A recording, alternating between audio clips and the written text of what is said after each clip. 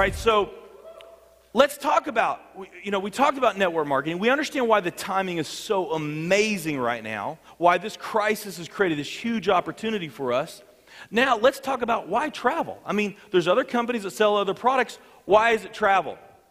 Well, what a lot of people mistakenly believe is they believe when it comes to creating some big success story in business, the best way to do it is to invent something brand new, something no one's ever heard of before, okay, like the cell phone or the fax machine, something that's new. And although there are definitely those examples of companies that invented something new and became hugely successful, it's very rare, okay? There's a book called Blueprint to a Billion that really talks about this, and what the author did is he studied companies that went public, and then once they went public, which companies grew to over $1 billion a year in annual sales, okay? And during that 3-year period, less than 5% did that. So less than 5% of the companies go public become that. So let's talk about what are the similarities. And the author says it's not inventing a new product, okay? What it really has allowed most of those companies to become huge is what they did is they entered a space and offered a product or a service in an industry that was already existing, that was already very large, okay? That was key, that it's a large industry, and what they would do is they would do something just a little bit different, and by doing something just a little bit different, they were able to carve a small piece of a big pie, and a small piece of a big pie would allow them to become a $1 billion success story. And a lot of you know my favorite example of this is Starbucks. Okay, Starbucks is a great example. Did Starbucks invent coffee? It's kind of a crazy question, right? No, they didn't invent coffee. Coffee's been around for quite a while. And you can buy coffee just about everywhere, right? Coffee is a massive industry around the world. $100 billion a year is spent on coffee. It's a massive industry. Was Starbucks successful? What did they do? They did something just a little bit different. And by doing something just a little bit different, they carved out 8% of that pie. Pretty significant piece. Starbucks today does over $8 billion a year in sales. Now let's compare the coffee industry. Again, a key to this, remember, is that you have a large industry, coffee, large industry, $100 billion. Then you've got travel, $8 trillion. $8 trillion. Travel is 80 times the size of the coffee industry. Okay, much, much different. Now, something that is really key to this on why travel is understanding something that you hear us talk a lot about, and a lot of you could probably recite some of this information in your sleep, and that is the baby boomers. Understanding the baby boomers. Yes, that was that group of babies where we had a huge surge in births earlier in the century, from 1946 to 1964. 46 marked the time where a lot of people had come back. They had been away for years, come back from a war. They hadn't seen their loved ones in a while. They celebrated. They had a bunch of babies. Okay, huge surge of births. That had continued till 1964. What marked the end of that? The invention of the birth control pill. Okay, so we all know that, right? That huge surge of births. Okay, created a big group of consumers. Well, Harry S. Dent, who's probably the most respected economic forecasters out there, what Dent talks about is he said, in order to really understand this baby boom generation, you got to understand more than those that were born between that time period. You also have to understand immigration, because it also depends on how people immigrate. And in 1990, there was a huge surge of immigration into this country. The average immigrant immigrates at age 30. We look at spending patterns of Americans, the peak spending, us as consumers, we spend the very most at age 46. Okay, so we graduate from high school, or we get our car, we go to college, we do our things, we're spending more, we get a house, we get another house, Okay, then our kids grow up, and then we put them through college. And so we spend up until about age 46. And then after 46, that's when we start to spend less. We go on the decline as far as spending. Okay, well, if you look at this big group of consumers from 46 to 64, okay, this group of babies, okay, and then you couple that with the immigrants that immigrated in 1990, this massive surge of immigration, average age of 30, you graph all of that, and you look at this group of consumers. This group of consumers is 4 times greater than any prior generation. There's never been a bigger group of consumers to market products to. They're less than 25% of the population, but they do over 50% of all the spending.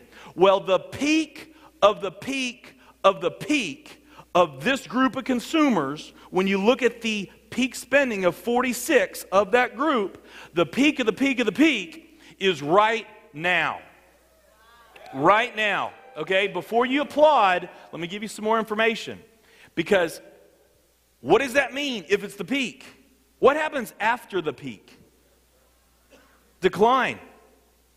Okay, that's why Dent calls this the end of consumerism. This marks the end of consumerism. Let me tell you, for most businesses, this is bad news. Now, Dent does go on to explain how there's a couple industries that are products and services where consumers actually, after age 46, spend more money on, not less. They actually spend more. Would you be interested to know which those are? Okay?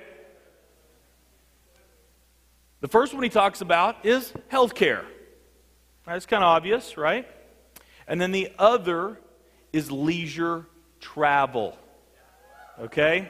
So for both of those industries, healthcare and leisure travel, after age 46, okay, you're going into your peak spending years.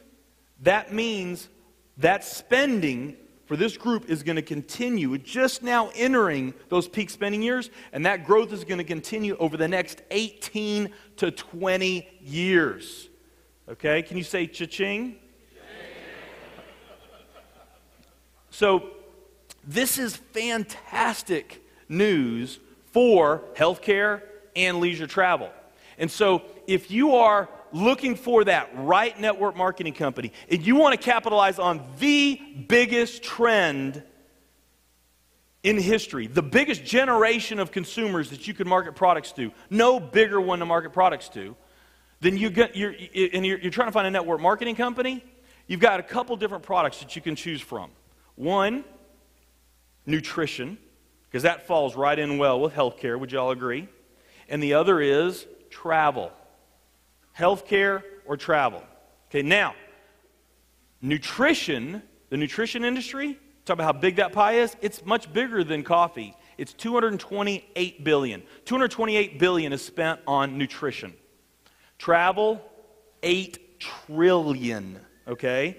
226 to 8 trillion. Now, here's what's really exciting about this. About half of the network marketing companies are nutrition network marketing companies. So that's about 2,000 nutrition network marketing companies all around the world. They're all competing for that same $226 billion pie. Okay, so 228 billion. So 228 billion, if all companies in each industry, the 228 nutrition, the 8 trillion travel, if all companies in the nutrition industry were the same size and all travel companies in the travel industry were the same size, there would be room for $228 billion nutrition network marketing companies. That's how much room there would be in that industry.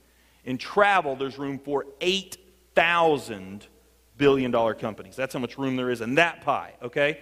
Well, we already know in this nutrition pie, there's 2,000 companies all fighting for that pie. Travel, there's only a few other travel network marketing companies that we even know of. And here's the best news. Not in the future, but right now. World Ventures is the world's leader in travel network marketing right now.